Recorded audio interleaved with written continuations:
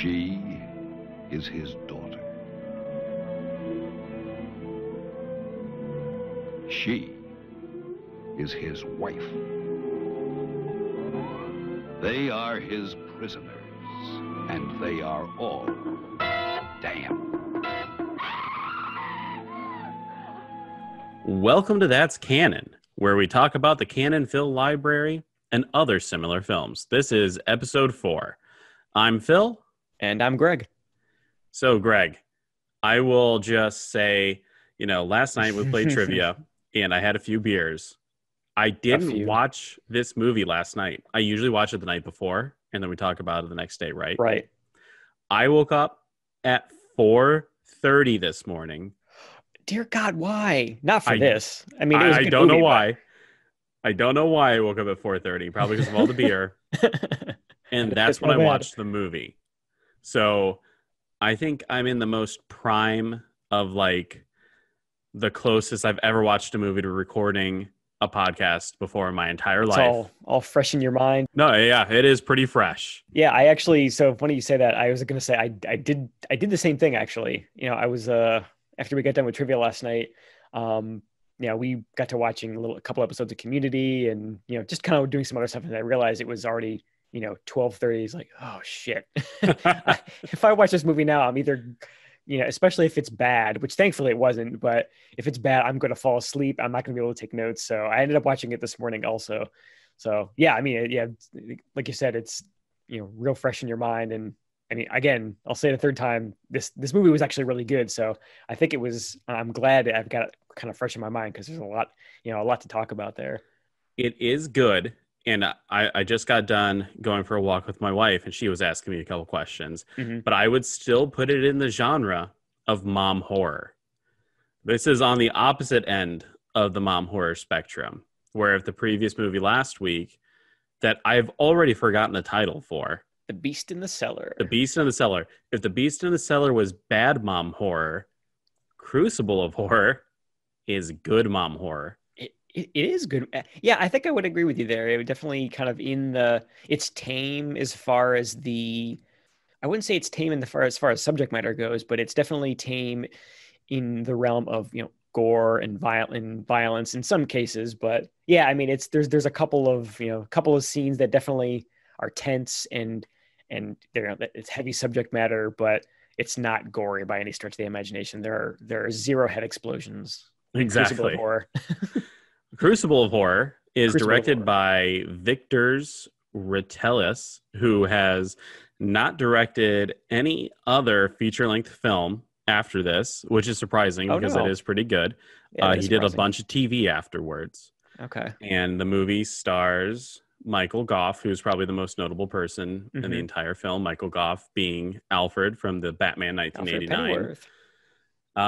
And let's just get right into it. So the movie, the first thing I noticed with it is that it does start off with that proper Canon Films logo. Yeah, this is the first time we've seen it, I think, right? I mean, the first couple, Joe and Beast in the Cellar. I mean, I think Joe mentions Canon Films in the credits at the end, but there's nothing in the beginning, no proper logo like you mentioned. And I forget. I don't think Beast in the Cellar mentioned Canon Films at all. No, it didn't. It just, yeah. I don't even think in the end credits, if there even was end credits, did it mention Canon. So This one has the very classic, and I think the only logo that Canon Films has ever had. Mm-hmm. So right there up on Front Street, and you're kind of seeing these quick flashes of scenes with no dialogue. Very, very intense. Spooky music, like the what's the name of the instrument? It's that kind of electronic instrument you don't actually touch, just making different tones based on theremin. Yes, really good use of that. And you're seeing some girl at the time, we don't know who it is, kind of riding her bike, and then there's a guy who's gawking at her, which at the moment, don't really know what that's all about. I just wrote down that guys watching Lady Biker looks kind of creepy. You think he's going to be up to no good. You're thinking maybe, that's a setup for some kind of bad scene that's going to take place later, or maybe he is actually our early villain before he becomes a villain. Who knows? Definitely a creepy setup, though. You're right.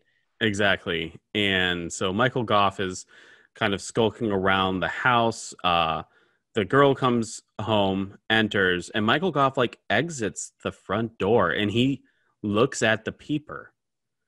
And they have like a little brief moment, not a big moment. The peeper kind of looks at him. He looks back at the peeper, and then the peeper walks away. Right. And then I thought this was really weird. Michael Goff like touches the bike seat. Yeah, that I wrote that down too. The daughter kind of rolls up on the bike and stands it up next to the house, and they had that scene you mentioned where the peeping Tom, who we think is a peeping Tom, and the father exchange kind of a weird glance, and he walks away. And then, the father, he kind of walks up to the bike seat, and they hold on the bike seat. So, something, he's going to interact with it somehow, just based on the way it's framed. And it's bad. Like for the second, there's like, what's he going to do with this? He's not going to like sniff it or something. That's exactly what I thought he was going to do. I thought he was going to sniff the seat. So, I mean, it's probably for the best that he just kind of touched it. I'm assuming, I said, I'm assuming, I don't know what he was doing. I mean, maybe to see like, if it was warm, to see how long she was riding the bike or what.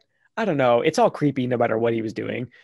Extremely creepy, because I think no matter how much you sat on the bike seat, it's going to be warm. Even if you just sit on it momentarily, it's going to be warm. But no, he puts his hand on there. He like tests the warmth of the seat. And in the meantime, his daughter, now we're assuming his daughter, is up in her room, and she hides like a vial of perfume. Do you remember that? And she had done something with the contents. Like she'd switched out. She had gloves on. I mean, I thought it looked like she was like pouring acid or some kind of corrosive liquid, because you see her with a perfume bottle and another bottle without a label, and the other bottle without a label has kind of that dry ice kind of fumes coming out of it. Exactly. And okay, so that's acid or something, the way that they set it up. And it looked like she was pouring it into the perfume bottle and then, putting it back into the drawers or the armoire that it came from. And you think, okay, this is like the Chekhov's gun moment. This will come back into play later on in the film. Again, I watched it this morning. To my knowledge, it's never mentioned, talked about, hinted at. Michael Goff never finds that perfume again. I think you're right. I don't think he does, or I don't think anyone, uses it, or there's no scene where someone sprays himself with perfume. I mean, at this point, we haven't seen the mother yet, but you think, oh, okay, maybe we're going to see her put that on, and her neck is going to get all weird. No, it doesn't come back again at all. And I think I'm glad you brought it up, because this is probably my only real, continuity gripe, and this is probably a nitpick more than anything, that they set this perfume bottle up with some kind of scary substance in it, and they don't do anything with it later. Exactly. I think that's like my biggest complaint about it too. Why spend so much time? It's seconds, but still you're spending time showing this. Yeah. Why is it never brought back up? I mean, I guess it sets up, the daughter is, regardless of what she's doing, it kind of sets up the fact that she's, being sneaky, and it kind of has that personality that she's hiding things from her father. Exactly. And the daughter name is Jane Eastwood. That's right. All of their name is Eastwood, which was kind of distracting for me. It was. I was thinking of Clint Eastwood the entire time. Jane Eastwood is played by Sharon Gurney. And now, later on, I'm going to make some really crazy connections here, Greg. Ooh, and I think it's going to blow your mind. And then now Sharon, the daughter, is getting dressed, and she's like in a bird dress. She honestly looked like a yellow bird. Yeah, bright yellow. I mean, maybe it was just the style at the time, early 70s, but it was a weird fashion choice. And then she has a wig that she hides money inside of. Right.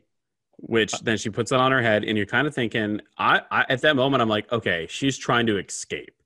This is like some kind of escape from Alcatraz moment where she's gonna kind of sneak out. It's a good setup, because that they establish again that the fact that she's clearly unhappy here, that she's being really sneaky, and it almost looks like she's, when they put the wig on, I mean, it looks like she's putting on a disguise, right? Exactly. And the wig totally changes her entire appearance because she has like long blonde hair, and now it's up and it's red, kind of, hip looking, if you will. Yeah, short, kind of pixie cut almost. And then she asks the cat if she looks nice, and I swear to God, the cat meows no. No. Exactly. I was like, no. I didn't notice that, but that's actually pretty creepy if they may have actually dubbed that in at a real low level just to mess with us. And then we get to meet Edith.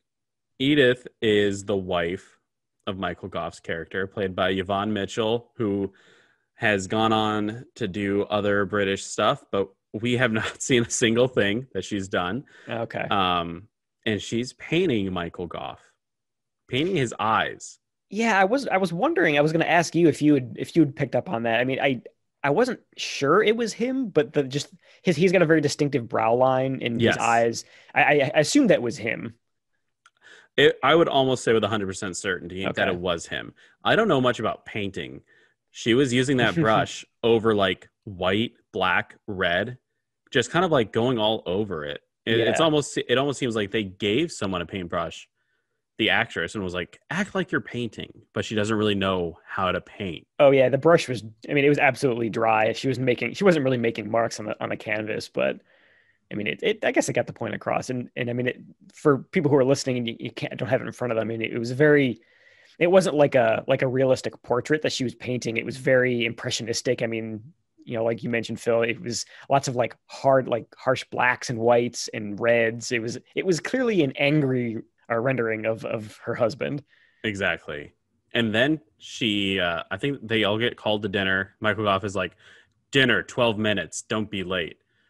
Which I'm thinking, okay, maybe they're going to be going out for dinner. Don't be late getting to the car. Mm-hmm. Edith then picks up the painting and hides it in like an armoire of some type. She locks it up, which again, you think this is going to come back somehow. Never brought up again. Never brought up again. I mean, aside from, I mean, you realize later, like, oh, there's a little bit of symbolism there that she's kind of like locking away her anger and her emotion. But you don't get that at this point. You think she's just a weird, secretive artist. Exactly. And then it shows someone driving up, pulling into a garage. Now, did you think it was odd that they have that auto garage door motion opener thing? It was really quick. And I don't know if you noticed it. I didn't notice it, no. It was like it was almost like a wood post with a light on it. And when the car went by the motion activated the garage door to open. Oh. Which you think like, wow, that's a really cool thing until you also go, what prevents anyone else from activating that to get inside of my garage? Or even, wildlife. I mean, the neighborhood, the next door neighbor's dog runs by and your garage door opens at 3 a.m. That would be so creepy. Pretty neat. And then another guy, his name is Rupert Eastwood, played by Simon Goff. That's right. No kidding. Michael Goff's son plays his son in this film. It's, I now that come to think of it, I did in the back of my mind think that there was a good resemblance there, but I just assumed it was really good casting to show that, there's a family resemblance there. But that's really interesting that they actually cast his real son. It doesn't end there, Greg. Simon Goff plays Rupert. Sharon Gurney plays Jane. They play brother and sister. At the time, those two actors were engaged with each other. Why would they do that? And they're actually still married to this day. Oh, good for them, I guess. So why would you cast them as brother and sister? I don't know. Kind of weird. It almost seems like maybe Michael Goff was like, my kid needs a break, a job in Hollywood. Let's go ahead and put him as, and you know what? Let's get the wife in on this too. So then they all come down, and it's a really tense dinner scene. Oh, you're absolutely right. I wrote that down too. I mean, I said this is the most awkward dinner ever. it really does a great job of setting up like the tone of the whole household and the family dynamic. You know what it did? It reminded me a little bit of that dinner scene in Hereditary Yes. after the daughter is killed. Spoilers. Um, but it was, you know, that kind of, that really tense kind of loosely buried anger on, for a lot of the characters. It was a hard to watch almost, but it did a great job of setting up the tone.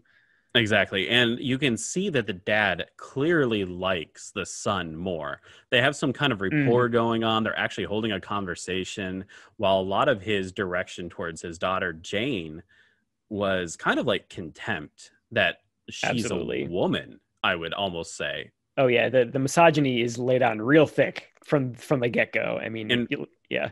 even the brother was like, I wrote this part down. Domestic help for all women should be like mandatory between the years of 18 to 20 because it will help prevent unwanted pregnancies. Yeah, I wrote that down too to talk about that. That was just, I mean, you definitely, there's no beating around the bush here. I mean, you know where these guys lie in terms of what their thoughts about, you know, traditional gender roles are, for sure. Yeah. And I mean, this is early 70s. So right. I guess, you know, the whole revolution for women really hasn't come around yet where they're shown to be an equal person, right? For sure. Walter is definitely living still in the 50s, and his son is not too far behind him. They're eating some kind of weird meat thing too. That was the one distracting part of the entire dinner scene, was that they got like this thin slice of meat and like 20 leaves of romaine lettuce. Yeah, it was like, I thought it was chicken at first, but then they showed the serving platter and it wasn't chicken. I don't know what it was. And the wife even says, or Michael Goff even says, like, I gave you a piece of the breast. And the wife is like, we don't even have breast here. It's like leg. So it kind of makes you wonder like where it's coming from. Right. Michael Goff is really mean to the help, the housekeeper. The housekeeper. You know, the wife is kind of like, I want to leave. And Michael Goff is like, no, you're not. You're going to sit there and you're going to eat. As if he's talking to like a small child or something. Right. He treats, I mean, he obviously he treats his daughter that way, but he treats his own wife that way too. And she's, through this whole scene, I mean, when they cut to her face, I mean, she's clearly checked out emotionally. Oh yeah. She does a great job of conveying, I am so beaten down, I don't care about the world around me. Mm-hmm. She just has that blank, vacant look. For sure. And then the doorbell rings, and there's a small argument of who's going to get it. I thought Jane did a pretty good job of putting Rupert in her place, but she is the one who has to go and answer the door. Naturally. And Greg, I am not lying to you. As soon as she opened the door and you saw the guy with a crappy mustache, I went, he's going to try to rape her. Oh yeah. I mean, you're right. It was the mustache, 100%. The fact that he, you know, they open the door, it's raining, that the way that it lit this guy, he's kind of in shadow. I mean, you know, this guy he's skeevy. He's up to no good. He's going to try something with this, as we learned later on, only 16-year-old girl. Yes. Very creepy. I think the guy's name was Gregson. He comes in. He's talking to the daughter. Mm-hmm. The daughter's going like, you don't want to interrupt. We're having dinner right now. We're about to eat our dessert. Dad's going to get really upset. And he goes, I need to see him right now. So she goes back, talks to Michael Goff. He had actually a pretty reasonable reaction. It's not like he blew up or anything like that. Right. And then the daughter goes back to Gregson. And she's like, okay, yeah, he'll meet you in this room. And they're in a door jam. And Gregson like grabs her and violently kisses this 16-year-old girl. Yeah, he, yeah, like you said, he kind of grabs her by both arms and shoves her up against the wall. I mean, it's really forceful, really uncomfortable. Yes. I don't know if this makes it any better. I did the math. At the time of the movie, Sharon Gurney, who plays Jane, is 21 years old. Oh, thank God. So she's not a 16-year-old girl. That made it, you know, a little less creepy. Yeah. But yes, this guy, has some kind of sexual attraction to this underage girl. Mm-hmm. And then Michael Goff enters the room, and him and Gregson are talking about why he's even there. And Gregson accuses the daughter of stealing money. Right. Like, I think it was like $150. I guess it's at a country club. He said that the safe was open and that the daughter stole the money. Now, do you think the money in her wig is the stolen money? I assumed so. I think I was more spending time on the scene wondering if it was stolen at all, I guess. But I definitely thought that that money was what he was talking about. So I thought this, I attest that it's not the stolen money, that Oh, okay. Gregson has some need for this money. I think this is like this is a deleted subplot, I would almost feel like, because again, Oh, this is another thing that's not brought up again in the movie. I think there's some kind of deleted subplot where Gregson needs this money for probably some personal reason, hmm, because maybe he's gotten in trouble with his wife, because because obviously the daughter, when he was getting kissed, wasn't pulling away and wasn't beating him off. No pun there. Um, also ew. yeah, and it was kind of like, is this going to be something more that happens in the film? Right. Uh, it's never really brought back up again. But Michael Goff pays the money, tells Gregson pretty much like, "Don't you ever bring this up again." Very, And very British reaction to something like this. This family unseemly drama, to just sweep it under the rug and not talk about it. exactly. And it kind of reminds me of Beast in the Cellar, where, Michael Goff and those two ladies are kind of like, all right, we've dealt with the problem. Like, we walled up our brother in the cellar. Hmm. It's not a problem anymore. And he's like, okay, here's the money. Just get out of here and don't talk about Jane ever again stealing money. Yep. Swept right under the rug. I mean, it felt like a bribe almost. The way when Yes, he handed over that money, I mean, it was clearly nothing to him, nothing to the family. I mean, they're clearly very well off. It was not a lot of money. He pulls a wad of cash out of the closet next door to it, right next to him, and flips out a couple bills and pays him off. But it felt like a bribe to just shut up and don't talk about this. We're a nice family. We don't do this sort of exactly. thing. Yeah, we have a reputation to maintain. Sure. Also, during the kiss, I did notice that when Jane was being kissed, her eyes were wide open, which also makes me think that maybe this is some kind of like forced relationship. Definitely one way. She is not giving love back because her eyes were wide, Oh creepy yeah. open the entire time. It was clearly uncomfortable for her. And see, now that actually kind of brings me to my theory about the money. I mean, I actually got the impression that, and I think it was mentioned offhand, that he had seen, oh, it's clearly not the first time that he was, trying to be inappropriate with this young girl. Exactly. And I almost got the impression that he had paid her to come over, or to do something really inappropriate with her. And I mean, that's what I kind of assumed that money was sort of like, I'm going to force myself on you, and here's money to get you to shut up. Yeah, no, I can see that too. I definitely can see that. Uh, Gregson then leaves, ushered out by I in my notes I keep writing Alfred over Alfred anything that is, Michael Goff does. oh yeah, I'm the same way. All of my notes are Alfred does this. Alfred, why did you do that? It's all Alfred. So then Michael Goff kind of like storms around the house a little bit silently. He's kind of like walking aggressively around the house. And then Mhm. he goes into a room and he grabs a switch. Yes, like a little wooden whip, a switch. Yeah. And you know exactly where this is going. He goes into his daughter's room and just starts beating the shit out of her. Yes, really jarring, the Very. transition, because up to this point, all of the characters are very reserved. All of the anger and emotion is sort of bottled up under the surface, and he just and this comes across in how he plays the part. He's kind of like grunting and screaming at her, but they're also, they shoot him from really, from underneath, and he's kind of in his face is a lot of shadow on it, and he just is a really huge explosion of anger that you did not see coming. Exactly.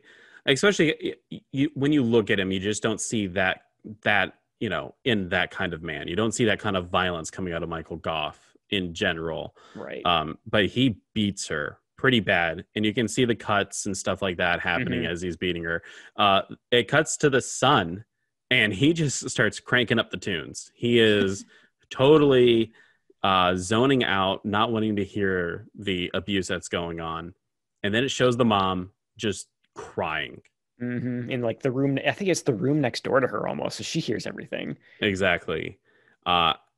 Michael Goff finds the money and accuses her of stealing and says, we don't do that in this family.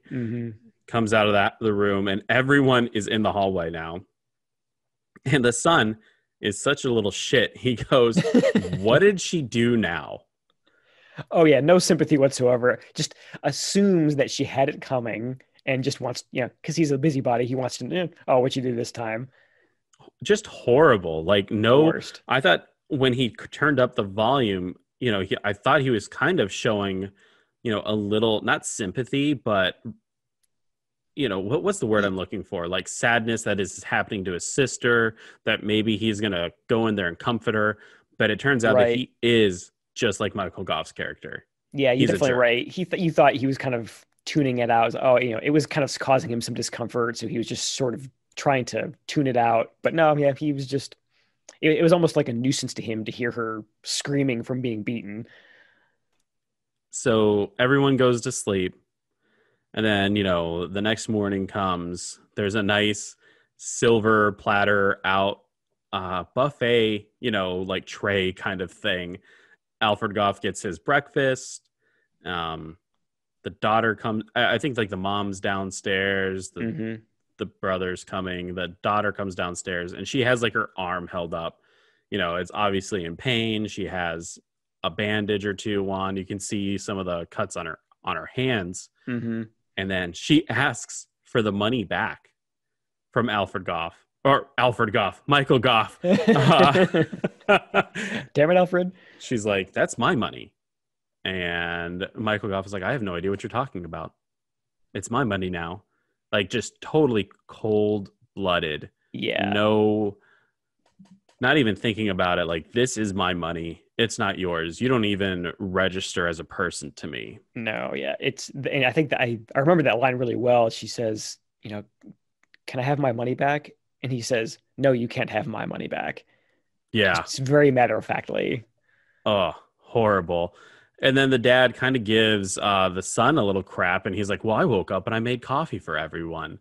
And, they're obviously like talking about business. They're talking about how the stocks that they didn't sell were up and how they made more money. And they're kind of commiserating over taking the train into work and talking about the times that they're going to go on the train. All the while they're making fun of Jane and the mom and kind of, giving them these menial tasks to do. Oh yeah. The way they just launch into these talking about these mundane day-to-day things, and just, as it turns out to be a theme later, but just pretending like none of it ever happened, just trying to maintain the look of the family even when no one else is around. And then Michael Goff and the son, they get up, they're gonna go to work. There's a little bit of silence, and pretty matter-of-factly the mom goes, let's kill your dad. And the daughter goes, you must be joking, right? I'm not joking. I'm not joking. She immediately, the mom is spurred to action after the abuse that her daughter survived from the last night, that she's like, let's go ahead and kill your dad. I mean, there's like two parts to this that I thought were really effective. I mean, one, just the looks that the mom and the daughter exchange during that breakfast, and the mom is seeing the wounds on the daughter, and it's clearly, I feel like that's almost the moment where she makes that that decision to, let's kill that was, the straw that broke the camel's back. Let's kill him. But also the fact that, we're maybe 15 minutes into the movie, 20 minutes into the movie, not long in, and she's already hatching this plan. And I was at the time surprised, like, wow, I thought that they would show more of a buildup of the drama and the tension and the abuse in the household before they kind of came to that conclusion of, hey, let's murder this dude. But no, they're not beating around the bush. They're, let's kill him. No, I'm not joking. Exactly. And they have to move pretty fast because the movie's like 90 minutes. So Yeah, I yeah. appreciate that they want to kind of like get the plot going and show some stuff. Now, Greg, this movie takes place in 1970. Right. Between the mid 1970s to the mid 1980s, the FBI collected data on how many wives, like, I guess there's like, averages and whatnot. How many wives per 100 husbands who killed their wives? How many wives killed their husbands? Like, if there was, let's say, 100 husbands killed their wives, how many women killed their husbands out of that 100? Like what the proportion differences? Yeah. I'm guessing, I have no idea, but I'm guessing the where you're going with this is that there's a shocking level of parity between murders of one way or the other. 75. For every 100 husbands that killed their wives, there are 75 women who killed their husbands. Wow. So I mean, it goes both ways. Yeah, I was pretty shocked. Shocked. And then I wanted to look a little bit more into, I think it's called matricide.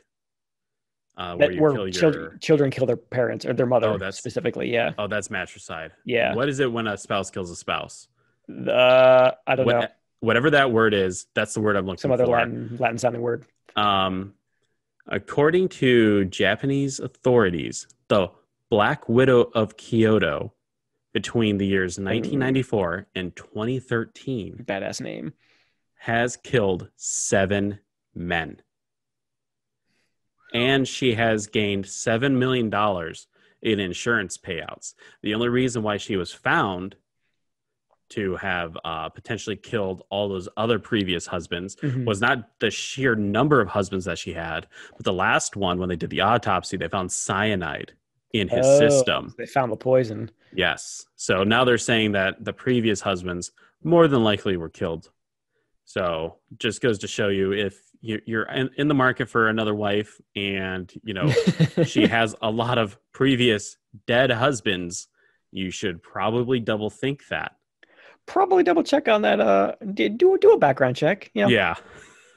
So all these guys dying under mysterious circumstances. It would be really weird. One is acceptable, I think, because, people die every day. But sure. if I met someone who was like, I've had 7 previous dead husbands, I would take a step back and assess the situation and maybe even talk to a third party about it. I'd be like, Greg, I'm seeing this woman. She's had 7 dead husbands before me, and now she wants to get married. Oh, what could go wrong? What could go wrong? Make sure you got that insurance money set up. There you go. Don't sign her into your will just yet. So after they decide to kill Michael Goff, I almost said Alfred again. After they decide to kill Alfred. Michael Goff, he comes back home and he's walking around the house and he's like correcting little things.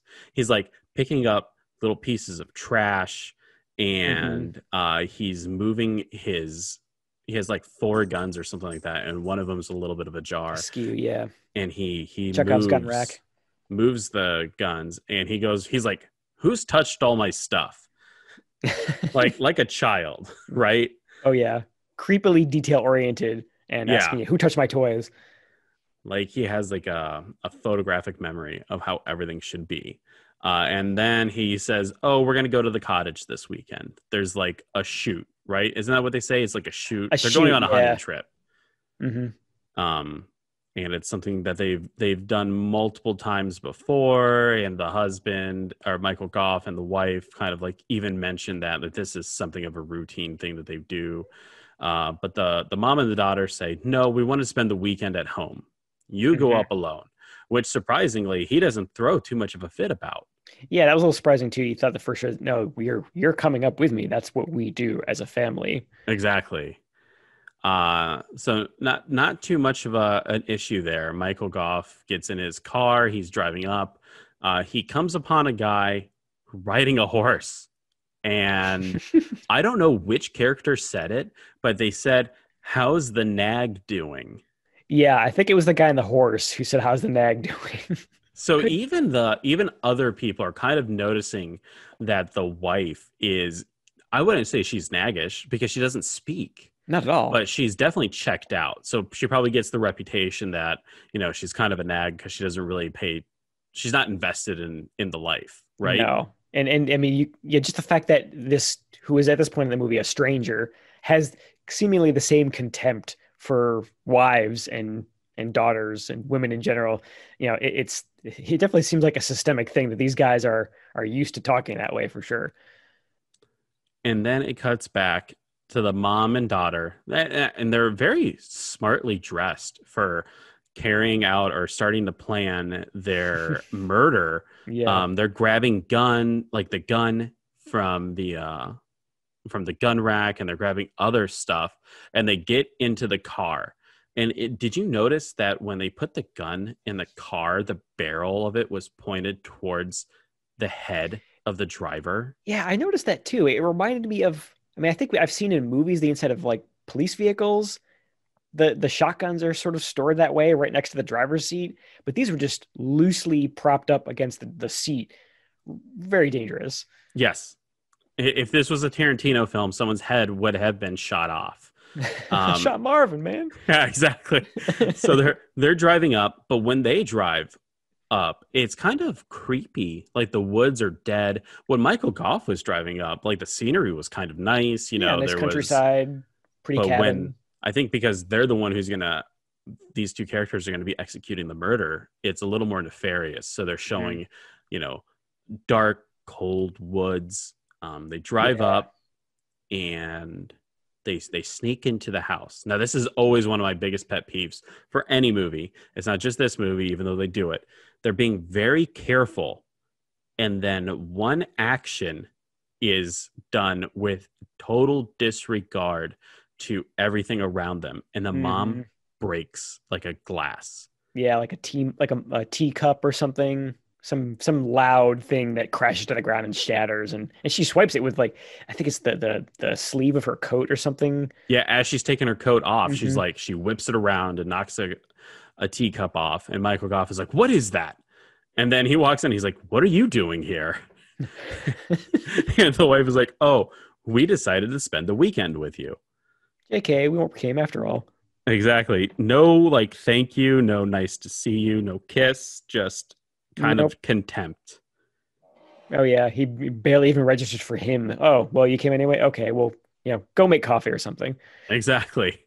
Then also the way that they grab the gun, because then the wife goes over and she grabs the gun by the end of the barrel. It was really weird. They're not picking it up as you would hold a gun to fire it. She's holding the gun as if she has no intent on using it. Almost like she's holding it like a broomstick or something, just kind of around. Really weird. And then she places the gun behind Michael Goff's chair. Again, the barrel pointed pretty much at his head. Right. Which I'm thinking, okay, this is pretty straightforward. They're just going to go over there and, plug him. And from the back, he's not going to see it. I mean, you definitely think that gun is going to go off at him the way that they're setting it up. And then they have, of course, a confrontation. Michael Goff is moving about. The mom, without using words, conveys to the daughter that, oh shit, that gun that I placed behind his chair, very, very poor placement. He is going to see that immediately. So the daughter then moves the gun again, like behind what is it, like a cabinet or something, like a curio cabinet. Yeah. And then they start making tea. And you see was it the same vial that she used to do stuff with the perfume? I was wondering that too as you were talking, and I think it's a different bottle, because the first one was sort of opaque and it was a little bigger. This one was kind of a small little vial that you could sort of see that there was like a white powder inside. You know what it was? It's the wife's medicine that they don't really talk about. Oh, I think they bring it up Okay. once at the end of the film. They talk about it once. Okay. And because Some it's kind of about to, prescription thing, yeah. yeah, because after this, then there's definitely some movement with the wife. And we'll talk about that in a bit. So they start drugging his alcohol. Actually, Right. it wasn't tea, it was alcohol. It was like whiskey or something like that. They Yeah. pour this substance in there, and Michael Goff is like slamming him back. And then the mom pulls out the gun and is like, I will shoot you. Yeah, we're leaving. I'm unhappy. Sort of kind of like rattling off her list of grievances to him, which obviously fall on deaf ears, and he's just, doesn't even take her seriously, not even a bit. I mean, just give me the gun. You don't know what you're doing. Put it down. You're hysterical. You need to see your doctor again, I think he says. Yes. Just total contempt. And I believe I had the subtitles on because I was trying to understand some of what they were saying. I think they called it a rock gun, which I'm thinking, is it like for rock salt? Because I know when you hunt small animal, you don't want to use like a large bullet. You actually want to use kind of like, some kind of scatter gun. yeah. So I'm wondering if that would even hurt or kill them. It would probably hurt for sure. I don't know about kill them. Maybe, yeah. But Michael Goff is just slamming back the whiskey. Right. He's had like 2 or 3 in this short conversation that they had. After we've seen them put the poison in. Yeah. And he's getting very upset. He's getting very accusatory towards the wife, saying like, you're nothing without me. You're just, you're a nobody. He even starts saying that the daughter will just be a whore, that she would sleep with any long-haired Tom. Yep, long-haired Tom. I wrote that phrase down. I assume it's a passing reference to hippie guys, I guess. Yeah. And he finally starts to like kind of seize up, and he calls out for his wife, and then he falls down on the ground. And you can see his hand twitching. Mm-hmm. And the mom and daughter, to their defense, they immediately spring into action.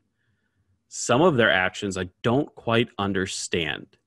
She's taking the one whiskey bottle, and she's like pouring more whiskey into it to like make it look like he didn't drink the entire bottle. Right.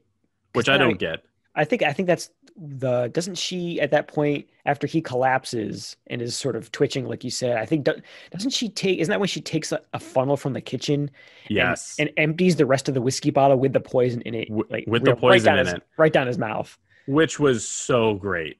Yes. She puts the whiskey, another poison whiskey bottle right down next to Michael Goff, turns him over, shoves a funnel in his mouth, and just starts pouring it down like it's a cartoon. Oh, but yeah. It's one of those satisfying things where it's like, okay, he's obviously still alive because he's twitching, and he could get out of this. How are they gonna finish him? This is the double tap. It's probably one of the worst ways I could think of force ingesting poison. And alcohol. So it's kind of like a double whammy there, because I would assume that much whiskey that was put in him would also probably kill him. Oh yeah, definitely. I mean, I think when she's doing that, I noted this later on, but in this is another one of those movies I feel like where there's really no redeemable characters in this entire film. And early on, you are extremely sympathetic to the wife and the daughter Jane, just from the domineering atmosphere of that household. And I think it was the part where the wife is force feeding him more poisoned whiskey, where I sort of that sympathy started to crack a little bit, because this is cold-blooded. I mean, clearly you have a horrible living condition, but this is something you've clearly been thinking a lot about, and you're murdering this guy in cold blood. Exactly. It was, especially because you don't see too much of the wife's backstory. She's just there to get to the point where, like, let's kill dad. After that, up to that point, now she's kind of being more cruel than needed. Even though he's a horrible man, it is kind of weird and shocking to see her put the funnel down. Yeah. And then they drag him upstairs, and Right. I don't understand this whole part right here. If you found me dead, reeking of alcohol, I don't think it matters that I ever got to my bed. Right? That's a good point. I mean, yeah, you could conceivably just say that he passed out in his chair. Yeah. I don't get they take all this time dragging him upstairs, getting him undressed, making sure that he gets underneath the covers, and then they put a bottle or a glass of whiskey, partly drunk whiskey next on the nightstand with the bottle of pills, right? And I don't quite understand that. I assume what they're, and I didn't really know this for sure until later, because I think they talk about it later on when they're being paranoid about it. But I think at this point they're trying to stage a suicide, that he had intentionally taken, overdosed on whatever that drug was, and had just gone to bed hoping to die in his sleep. I think that's what they were trying to stage there, but it doesn't translate at all, like you said, in how they're doing. They're just kind of behaving strangely. It's clearly like they're following some sort of scheme that we just didn't hear because we're the audience and we skipped that scene. But yeah, it was a little confusing at the time. Exactly. So they get the whole stage set, and then Edith and Jane, the mom and daughter, they go back home. And essentially they're like, okay, he would be starting the hunt at 6 o'clock in the morning. They would have lunch at noon. That's when everyone would get worried. They'd probably send someone over at 1, and we would get a phone call at 6 saying that he's dead. Right. So the mom is like, don't even worry about it. Just get your mind off of things, which I would assume is pretty hard to do if you're waiting for word that your murder was a success. Yeah, they're fixating on really weird details, is as far as being paranoid about making sure that their story holds up. They're so focused on details like what you just said, but at the same time they are completely oblivious to like all of the physical evidence that they left behind in that cabin. Exactly. Their fingerprints all over the glasses and the bottle of poison or drugs or whatever it was. I mean, it's clearly they hatched a plan but really didn't think it out all that well. And you know what? Let's roll back just a little bit, because there is something I wrote down here that I actually did want to talk about. During the murder, Michael Goff is told that the wife and daughter read a book by Marquis de Sade. Oh, yeah, I remember that. So do you know who that is? I don't. Based on the context, I assumed it was some kind of, dime store like romance novel or something that's, kind of seedy. So I looked it up. Marquis, and my tab not up on with your the information. He was a French nobleman, revolutionary politician, philosopher, and writer, famous for his libertine sexuality. Okay, yeah, that tracks. A libertine is one devoid of most moral principles and sense of responsibility or sexual restraints. So it's probably a book where, it's free love, free sex, stuff like that. Okay. And that obviously upsets Michael Goff's very limited, very, what's the word I'm looking for? His delicate sensibilities. Yes, delicate sensibilities. It even flashes to his daughter. Oh, that's right. Skinny swimming dipping naked. Yeah. And he's there, and he's like beating her or something like that, or clearly pissed off at why would you're being indecent in public. Which, by the way, again, come on, movie. You've established this girl is 16. Why are we seeing her topless? Exactly.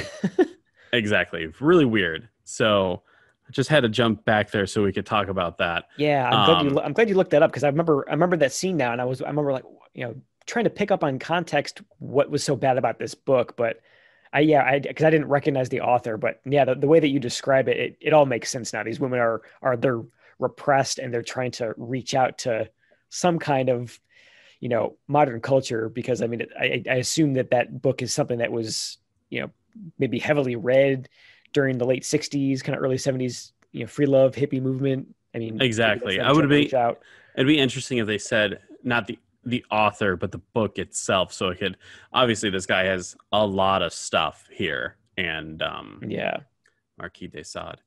So now they're back home. Mm-hmm. And the peeper is looking at their house, and then he calls the house. Yeah, that was a little strange. And I wasn't excited. I think at this point we've seen enough stuff at this point that has been set up and not talked about again. I actually kind of was so shocked that we saw him again. Yeah, exactly. He calls himself Benji, and he wants to go on a date with the daughter. And Jane is kind of happy that she even got a phone call, and Oh yeah, kind of clearly, yeah. flirtatious. And Benji says at the end of the phone call, "Do you think there might be something wrong with me?" And then Jane goes, "I don't know, maybe." And then she hangs up on him. There's like no goodbye. There's Not nothing. none whatsoever. It was surprising.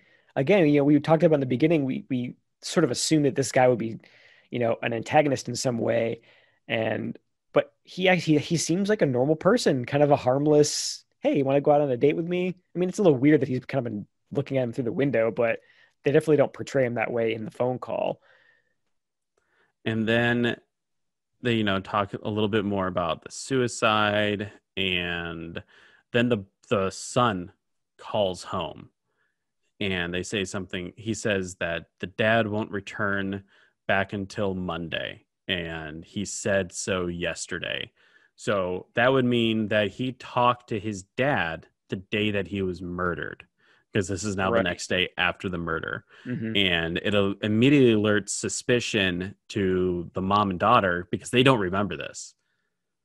They're kind of going like, did Michael Goff say this, that he Yeah. won't return until Monday? They start questioning their story. They start questioning their ability to understand the events leading up to and around the murder. Right. They're clearly descending into paranoia at this point because their story is starting to crumble. They're getting caught in a lie, essentially. So then they decide to phone the cottage that Michael Goff is at, and it starts ringing. Now, during their murder, they unplugged a lot of the phone lines, pretty much all the phone lines internally into the house, not external to the house, not like a main line, but Right. all the lines leading to a telephone have Right. been disconnected, Yeah. and the phones are ringing. And now they're freaking out because they're like, do phones ring if they're not plugged in? Which even I thought, do phones ring when they're not plugged in? Because who has a real phone nowadays? But Yeah. I would Yeah. assume in order to get that ring tone, that means that the two lines have made some kind of connection, and both ends acknowledge that there is a message that needs to be sent. Yeah. You bring up a good point. I didn't think about that quite as much, but I mean, I think doesn't it give you a busy signal if there's no actual connection Yeah, because at it the other can't end? make it Yeah. doesn't get like the hello, are you there? It doesn't get the response back saying, yes, I am. I'm ringing. I'm ringing, right? So there is room for concern for these characters if they thought about. Of course, this is the 70s. They're not probably technically inclined, so they're probably just obviously they're panicking at this point. Right. It's kind of a cool little detail to show. Oh, that there's they as you said earlier, we see them unplugging the phones, but then later on they're second guessing themselves, and they're little minute details of, I don't know, does it ring? I don't know, does it? And clearly they're so on edge of any possible detail that could point back to them. I think anyone who has never committed a murder would immediately start doing this as well. They would start freaking out over little things that they take for granted because you never really pay attention to it, right? Like, oh, did I lock the door? It's such a auto response to an event that you don't generally think about it after you have executed the task, because it's just one of those things. And now they cut to this really weird dream sequence where like the mom is in a swamp type thing, and the mom's very made up in it, and she looks more like a healthy adult, and she's kind of ushering her haggard self into the swamp or something. Yeah, it was weird. It was very kind of a trippy dream sequence. I mean, I think it was the colors were all inverted, or I forget the word for it. It's like solarized or something, kind of like really flashy, trippy dream sequence. And yeah, there's there's the mom, and then there's sort of the dream version of her, which is, yeah, like you said, is kind of, has a little bit more color to her and seems alive. But then she's beckoning her, and she kind of steps backward into this, mucky, swampy pond, and you just see her slowly start to sink into the water until you get just, the hand sticking out of the mud, just continuing to beckon her in. And I think that's when she wakes up and is terrified, clearly, of what she was just dreaming about. It symbolizes her falling in shit and just sinking, because I don't think there's really too much of dialogue, but the mom and the daughter decide to go back up to the cottage. They got to figure out what the hell is going on with Michael Goff. Is he dead? Is he alive? The phone's ringing. The son kind of hinted that they had a conversation the day of the murder. Right. So they go back up there, and let's see here. They're kind of walking around, and the bed's made. Michael Goff's not in the bed. Things are kind of cleaned up. Oh, that's right. Yeah, like not where he left them. I mean, I think the glass and the poison is still there, but the bed is made, and the living room is kind of cleaned up. And I think at that point they start walking around the house, and that's when they see the box, right? The box that they open, and inside is a dead Michael Goff, and they scream because how did Michael Goff get into the box? Yes. And even I was kind of like, how the hell did he get into the box? Exactly. Was he like so drugged out that he like crawled into the box and died after he made the bed? Is there someone else who is like that wanted to kill Michael Goff and was kind of happy that it was done and over, and they're going to clean up the aftermath? Right. I mean, and then it's kind of a cool, now that you mention it again, I mean, it was actually kind of a cool mystery. Like I had the same reaction to say, how did he get in that box? What's going on? But it wasn't in, like a negative way where I was judging the movie for plot holes or something. I was actually engaged in, okay, that's creepy. How did he get in the box? Is this some kind of supernatural thing that they haven't set up yet? Or is, like you said, is there someone else in on it who maybe is sympathetic to them and also wants to see the dead? Like you start to suspect, the brother maybe, or the guy on the horse, or the housekeeper, all of these kind of side characters who, are they going to bring them back? Is this, it's kind of a cool mystery. Yeah, exactly. Because you kind of, again, he's dead. For all we know, I almost said Alfred again. Michael Goff is dead. And then there's a knock on the door, and the mom and daughter go to it, and it's the guy from the horse, and he has his dog. And the man's name is Reed. Reed is played by Olaf Pooley, who is also the writer of this film. Really? Yes. I didn't pick up on that. That's great. He did a good job. I mean, he was a good actor. Yes, and he's written a couple things after this. He's also acted after this. Oh, okay. The only thing I think you would probably know him from is in the episode Blink of an Eye from season 6, episode 12 of Star Trek Voyager. He plays a cleric. Out of all the credits, I was like, okay, Star Trek. He was in that. And the dog is Sam the dog, played by Sam. Aw. Now, they credit animals. Reed kind of walks into the house. He's talking to them. There's a little bit of back and forth because obviously Reed knows who the wife is. And they're talking about how Walter missed the hunt. There's kind of confusion of what's going on. Yeah, it wasn't where he was supposed to be. It wasn't where he was expected. So people are starting to get suspicious.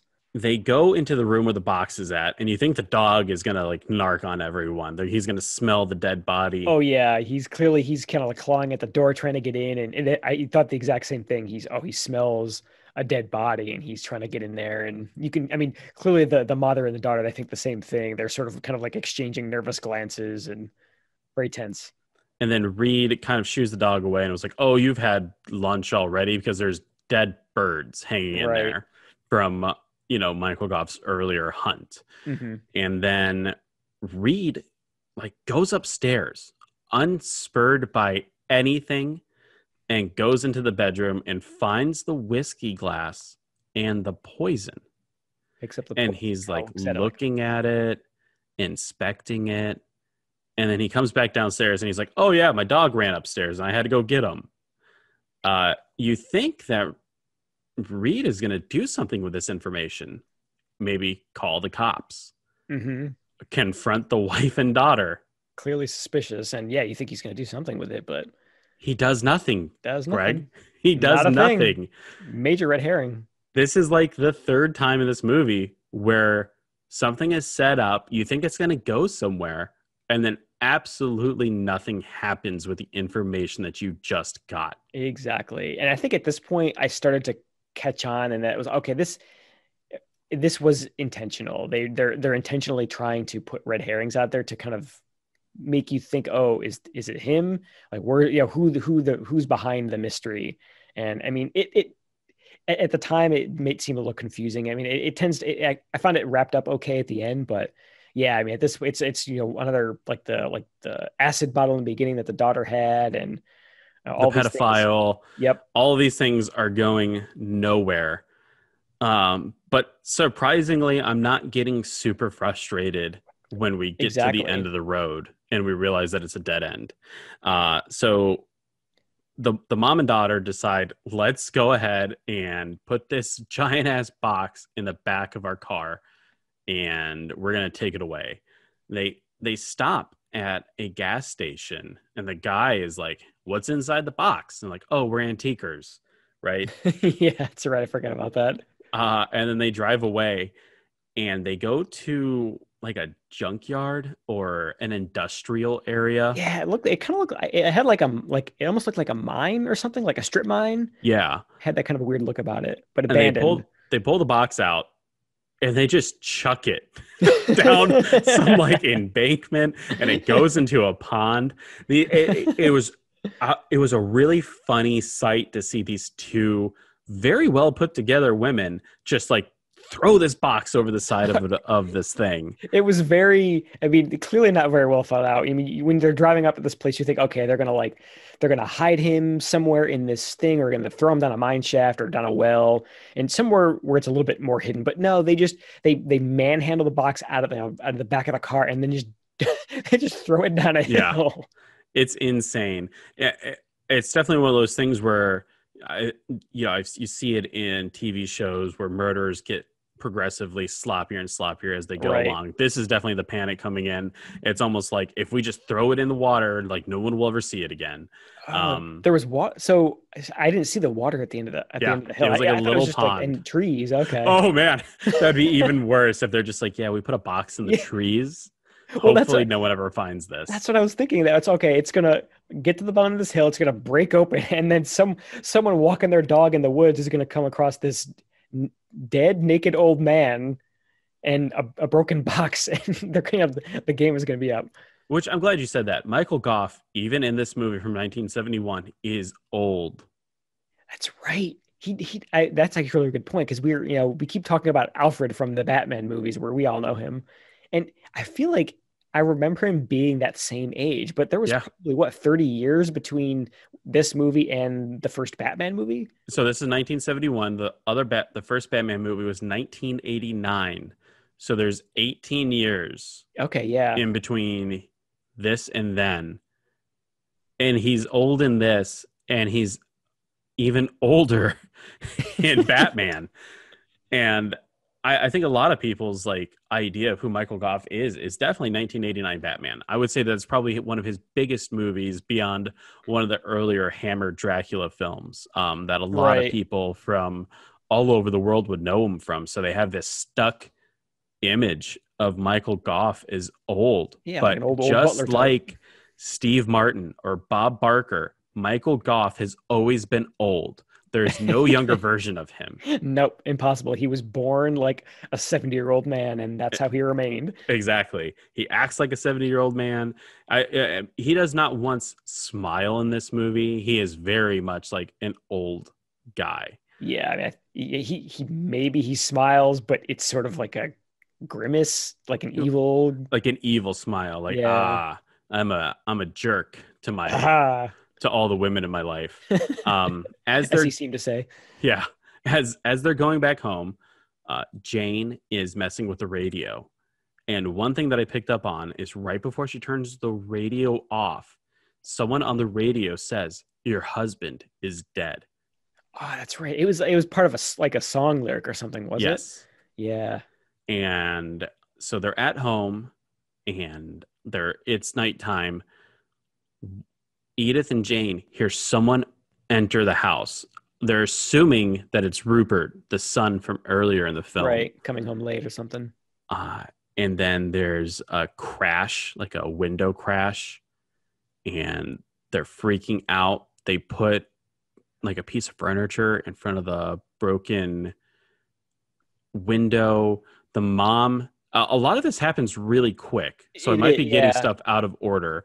The mom goes upstairs into like a closet area, like a big ass room closet almost, because it looks dirty. It doesn't match anything in the house. Some kind of storage room or something. It's all kind of dusty and lots of stuff on the walls and kind of thrown around the room. Michael Goff. That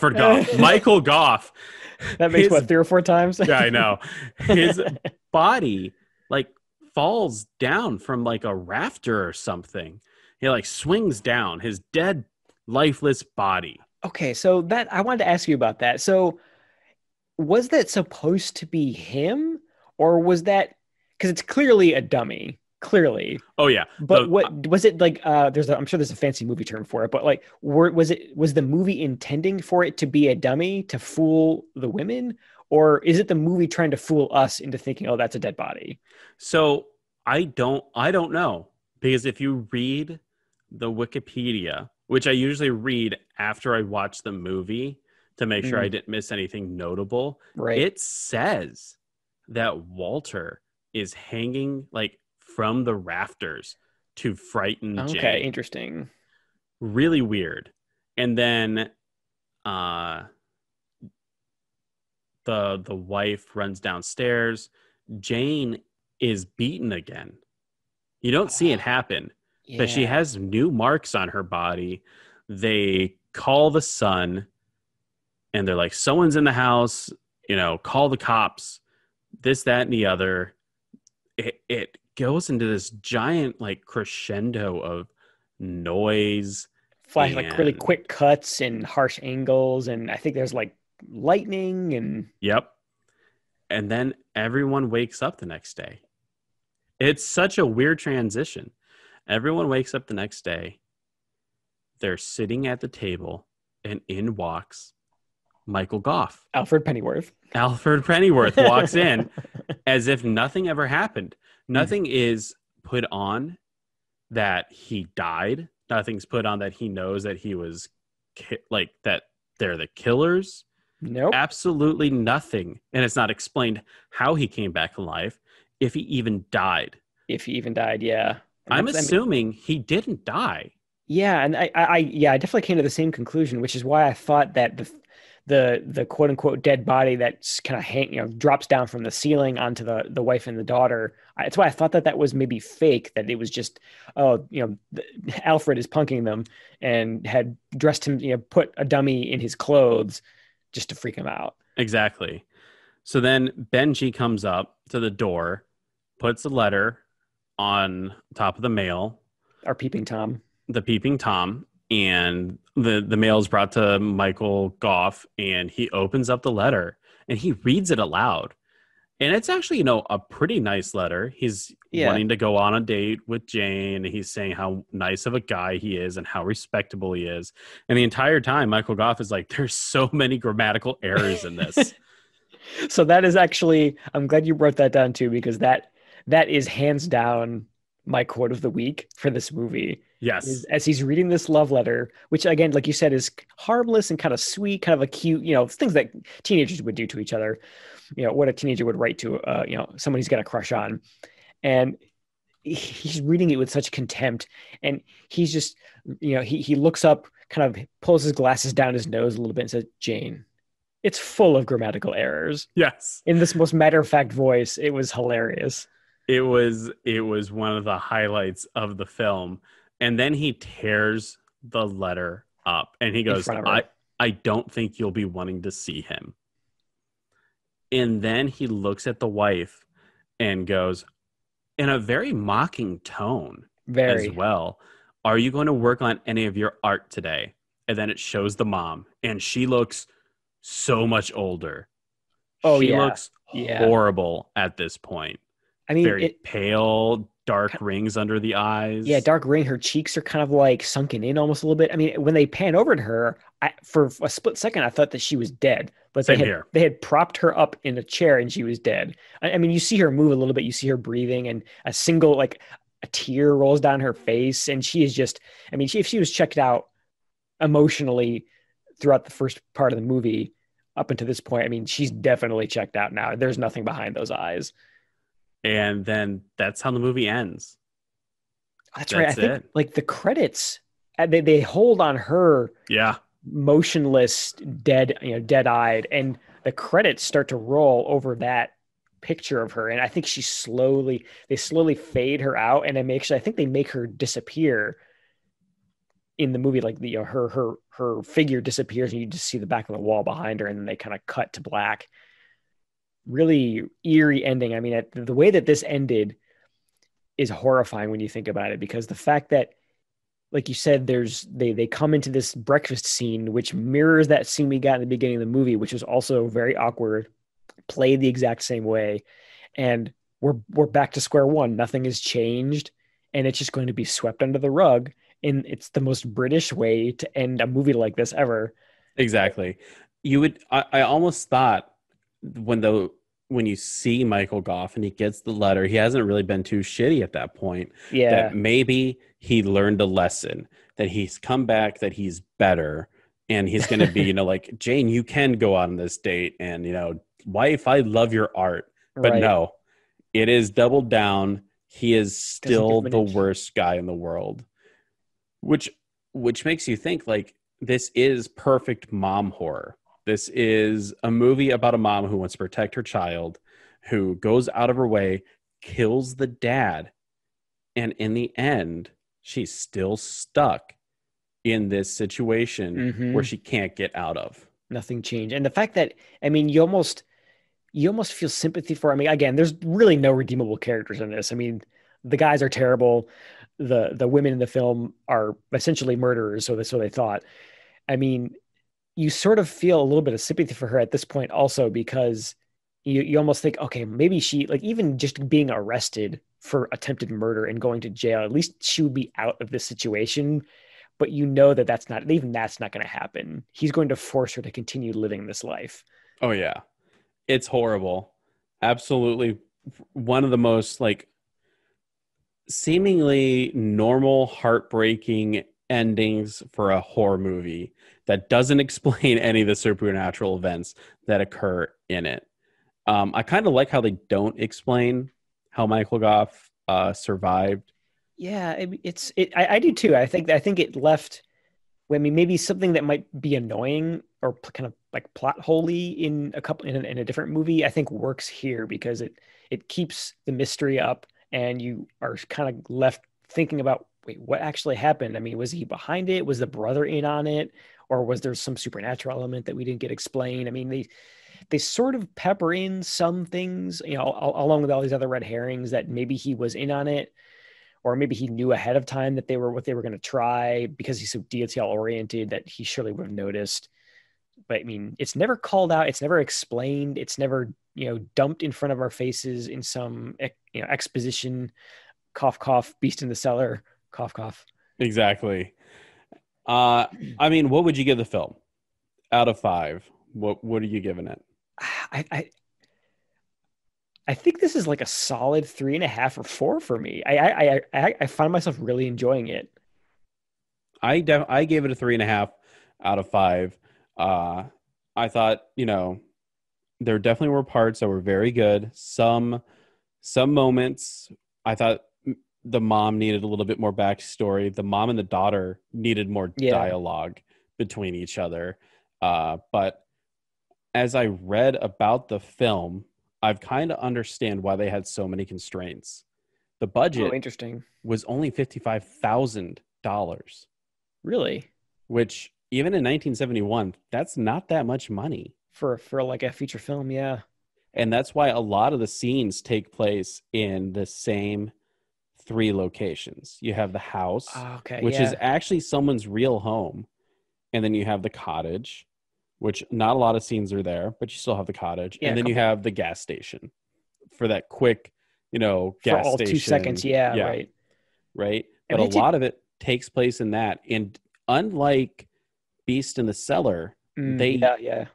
they utilize the location and they don't make that location interesting, but they make the events that happen in the location interesting by having good dialogue. Yeah, I'm really glad you brought that up, because I was just thinking that too, is that Beast in the Cellar had that same, I mean, it was a problem in Beast in the Cellar, the fact that, we're seeing these 2 little ladies in that house, and we see so much of that house, and we're focusing on the fact that they're not changing location because what's going on there is not exciting in the slightest. But like you said, this movie is like, it's like night and day. I mean, there's exciting things going on. There's very tense, charged scenes, and the dialogue is purposeful and not chatty. And you don't, I mean, I found myself not even noticing until you just said it right now that very limited number of locations. Yeah, exactly. And there's other films like that, bottle movies, right? Where it takes place in only a few locations, like Clerks. You don't care that the entire event of the film takes place over one area, as long as what they're doing is interesting inside of the location. Right. They can make it interesting and worthwhile staying in a single location. Yeah, definitely. I mean, actually, that brings me to the question I wanted to ask you, is like, so what were your thoughts on the acting? Yeah, how did you find the performances? Michael Goff was awesome, only because I've never seen him in a role like this before, where he's the bad guy. Granted, I haven't seen a lot of Michael Goff films. A lot of the Tim Burton stuff, post Batman, Michael Goff is in.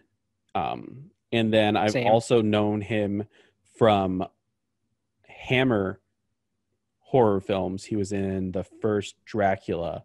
Okay. So that's a lot of my knowledge about Michael Goff as an actor. And I've never really seen him as a bad guy before. Yeah, so it's always interesting when you see someone who you associate with being such a good person be a horrible person, actually. Oh, he nailed the domineering, controlling father. I mean, there was so much, especially what was left unsaid, but just you could see it in his face and his demeanor, and his kind of physical presence was very effective at getting that kind of character across. And actually, you brought up a good point about it being maybe a little jarring for someone who would know him as the kind of the sweet old butler from the Batman movies. It reminded me a lot of when Robin Williams later in his career started doing a lot of horror films or suspense thrillers. It was kind of the same thing, where it's a little jarring at first, but it's almost to the credit of the movie that you get these characters who you were so used to seeing in comedic roles that are just sort of thrust into these antagonists. All of a sudden, he's developing film at an hour photo hut. And 1 hour photo. Creepy. Yeah, exactly. I think between the mom and the daughter, they have such good chemistry that a lot of the silent dialogue, the glances that they give each other, work very well. Definitely. If any one of those, actresses weren't in those roles, or it didn't have that level of chemistry between them, it probably wouldn't have worked, because those 2 characters don't have a lot of dialogue. Yeah, there's so much unsaid, again, between those 2, especially when they're sort of like, we don't see them scheming or anything. We don't get any kind of Home Alone style montage of them planning the murder and how it's all going to go down in their minds. How great would that have been? They put down like a little map thing, drawn in crayon. It's like cartoon Michael Goff with like X's on his eyes, and he's like, he's gonna die here. That kind of thing, that would have been pretty great. I wouldn't have begrudged the movie if they'd shown us that. But I mean, the fact that we don't get something like that, something cheesy and over explained like that, but we still understand kind of what they're doing when they do it. When they're never questioned their motivation to want to kill Michael Goff in this film, because they immediately ramp up how much of an asshole Michael Goff is from the first moment you see him. Even though he's not talking, even though he's creepily touching the bicycle bike seat. The way that they make him look, you're like, this is the bad guy. And I know he's the bad guy because you're seeing him from like a low angle, so he has that imposing look over the audience. He's a larger than life figure, so you know he's the bad guy. Oh yeah, definitely. It's the way that the way they shot all the characters. It comes across in the visual language that who are supposed to be sympathetic characters and who aren't. And actually, that brings up a really good observation. I think when we see them they're confronting their dad, the father / husband in the cottage, and the wife has the gun held up to him, and they're kind of staring each other down. I think that's the only part in the movie where they frame the mother and the daughter from that low angle, like they do for Alfred for most of the movie. Like that's like their one scene where they're the power in that confrontation. Like they've got the upper hand, and it comes across really well in how they kind of frame and photograph the movie. Yep, they finally have the power because they're holding the gun. They are the ones who are the bad guys in this moment. 100%. So you definitely see them from that angle. Now, let's say it's 1971. We're about to go to the films. We see over in England, it's called The Corpse. What do you think the rating for this film is? That's a really good question. I mean, I feel like the lack of gore, and I think again it's creepy, but we see the daughter topless a few times. I mean, I feel like it would be, I don't know my UK rating system, but I feel like it might get bumped up for the toplessness alone to like I don't know, the equivalent of like a PG-13 or an R. So, granted, at the moment, 1971, and this being overseas, ratings are a little bit different, but it got an X rating for extremely graphic, which means that it's suitable only for anyone aged 18 or over. Now, that's Greg, surprising. Another reason why I think some subplots were cut from this film was because in order to even achieve the X rating, they had to remove stuff, which either means that they removed more nudity or they removed some kind of subplot that's involved really interesting. More adult themes. That kind of goes back to your theory about the daughter and that kind of skeevy mustache guy. I mean, maybe there was more that we didn't see there, like you said, where, I mean, some kind of violent, altercation, some kind of horrible rape scene. I mean, something that clearly had shocked whatever censors had seen the first cut of the movie, and they had to cut. Exactly. Now, if you look at the rating systems now over in England, there are 6. It's not G, PG, PG-13, X, which I don't think, nothing ever gets an X release. No. There's a U for Universal. NC-17, yeah. NC-17, yeah. A U for Universal, PG, parental guidance, 12 or 12A, suitable only for persons of 12 years and over, which is 12. 12A, generally suitable for those aged 12 and over. Those under 12 admitted, but only accompanied by an adult. There's a 15, which means that you need to be 15 years or over, not to be supplied to any person below that age. Okay. And 18, suitable only for persons of 18 years and over. So that's like the R rating, I guess. And then there's a restricted 18, which those are adult films, midnight films. Okay. Like that's where we get into the pornos, basically. Yeah.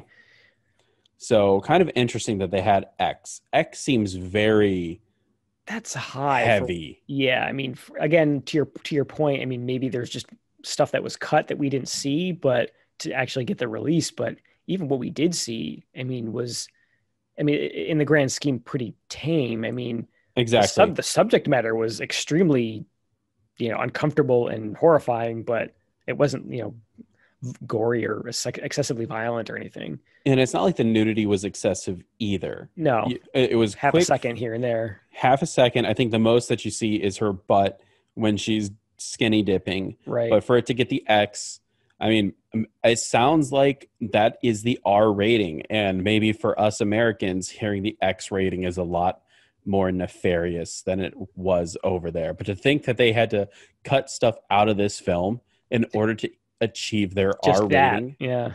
makes me wonder what was cut. Yeah. I mean, that's a good point. Maybe some of the things that we identified as red herrings, like the peeping Tom guy, maybe had more to do, or the perfume bottle in the beginning, or the skeevy guy with the mustache. Maybe all of those things were fleshed out more in the director's cut, the Snyder cut. What if every subplot was carried throughout the film, but it was so horrible that they were like, you have to cut this. And the director's like, but the movie won't make sense then. And like, well, you have to cut it. If you want to get the X, you have to cut the pedo guy. You have to cut Olaf's stuff. You got to cut all of this. Right. And they're like, but we won't understand how Michael Goff is alive at the end. Just do it. Just do it. That's a really good point. I don't know. I would be very interested to see a uncut version of this, just to know what was cut out of it. I think that says a lot about how much we enjoyed this movie, is the fact that we are not saying, okay, well, that was something, and then never wanted to touch it or look at it ever again.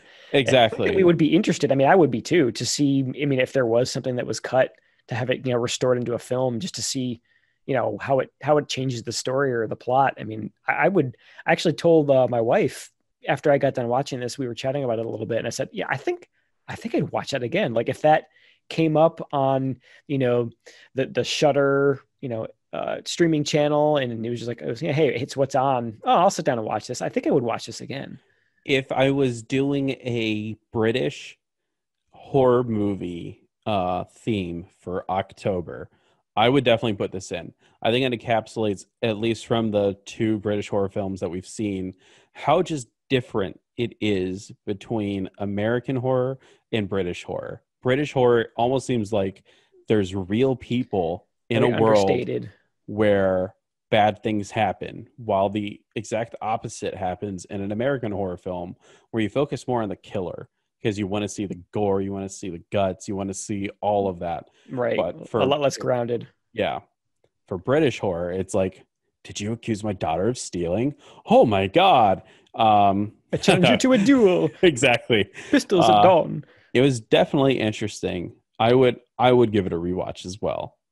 Oh yeah, definitely. I mean, I think you brought up a good point. It's definitely underscores the differences in how UK horror is different in terms of how they, the writing and the themes. And I mean, the fact that the way that it ended the way it did, where nothing has changed, it's all being swept under the rug. It seems like such a British way to end it, and it's almost making fun of that sort of stiff upper lip. We kind of like push through it and we don't talk about it. We bottle it up and it'll go away on its own. It almost seems to be making fun of that approach, because look at all the horrible shit that is being swept under the rug as part of that kind of way of living your life. Exactly. No, I definitely agree with you there. I think our next film, though, there is no rug to sweep under, because there's no rugs underwater. That's right. We're going to jump 5 years in the future and watch Mako, The Jaws of Death. Oh, I can't wait. This is one of the first films to capitalize on the popularity of Jaws. This is one of those, like, it's not Piranha, right? Let's just make another shark film. This is where they tried to, I assume, replicate it and not spoof it. This definitely, looking at the poster, this is not a spoof. Sheer terror. Filmed without the benefit of cages, mechanical sharks, or other protective devices. So this is calling Jaws out on Front Street. It's going, we don't got cages. We can't even afford cages. What's a mechanical shark? Get that out of here. We've got real sharks, which I'm going to assume is a bunch of crap stock footage that's going to be spliced next to an actress splashing in the water. I mean, it would only be downhill from that scene in, was it Zombie 3 or Zombie, where the zombie fights the shark? Oh my God. I think this is definitely getting us closer to that canon feel. Yeah, that's definitely the vibe I got when you were describing that, is that definitely seems to be cut from a different cloth than what we've seen so far. These were sort of, either whether they were successful or not, they're sort of movies that were trying like they had a message and they were trying to tell us something or comment on something about the real world. What you just described absolutely does not sound like that at all. And what's great, Mako is on Amazon Prime. Woo. Free and finger quotes to watch. You're paying a subscription. None of this stuff is free. Don't call this stuff free. Free to watch on Amazon Prime. So we're still going strong without having to pump a dime into buying any of these films. But yeah, that's our next film. Greg, do you have anything else for the episode? No, I mean, I think the way you kind of ended it was pretty well. I think you brought up the fact that so far we've quote unquote haven't had to pay for these movies, but I think this one, I mean, I think I would have paid for Joe ultimately. I would have been worried about it beforehand, but I would have been worried about paying for this one too at that time. But I think I would have felt okay having paid money to see this in the theater, which I think, to this movie's credit, it's worth the money. If this was at Dismember the Alamo, I wouldn't be upset. This would have been a good entrance to that, because I think it's actually, that actually does bring up a good thought that I had when I was coming off of this movie, is that this was surprisingly good, and it's one of those movies that I'm surprised more people don't know about. I mean, maybe they do. It's not like I know too much about the history of it, but I feel like it sort of became unknown, and I feel like this is one of those movies that you could absolutely remake today or reimagine, and it would sell, because I think that, like, the way that they this kind of weird, horrible dynamic of, really old fashioned, rigid, gender norms and gender roles is sort of there's tension there, because the women in this movie are sort of, they want to have more to life than what they've been sort of like pigeonholed into as part of the society. I think that kind of theme would sell really well in a horror movie today. I agree. I totally think that this movie would do extremely well if they redid it. There's something to say about women empowerment movies, especially women in horror movies, where they take on as the aggressor. And I totally agree. I think that this one would do really well if they did a remake. And it's probably one of those films that, because it is lost, quote unquote lost, you never see it on the AMC Horror Fest. You don't really see anyone really talk about it. If they spent the time to remake it, it probably would do well, and it would give the older film a little more light. Yeah, a little new lease on life. Exactly. Yeah, I mean, it kind of, to that effect, what this reminded me of is the Invisible Man remake that came out earlier this year with I forget what her name is. Elizabeth Moss. Elizabeth Moss, yes. It kind of had a similar feel, where she was sort of, our main character is a woman in this really controlling, abusive relationship with her husband, and is trapped and goes to really extreme measures to get away from it. I mean, she doesn't, you feel sympathy for her throughout the whole movie, because she doesn't try to kill him in his sleep. She's just trying to sneak away. But there's definitely, I found there's a lot of parallel there. That's why I thought this movie, like, I mean, you could make a similar, toss this over to Blumhouse, give a really creative director leeway to just, hey, go make this movie, and, make it your way. And I think it could do really well. Let's start tweeting at Blumhouse. Jason Blum. At Jason Blum. Let's get this thing made. Crucible of Horror 2021. Give it to us now. Love it. All right. Well, with that, since we said it, that's canon. Now, enter an underwater world of terror and suspense as you face the jaws of death. Here is the story of a man determined to stop the killing of sharks. You didn't catch this shark. Sure I did. Alone, he dares defend man's most dreaded enemy, destroying all who defied his warnings. Well, they can't go ahead and just kill all the sharks because they don't understand them. Now, can they? Then put a bounty on them.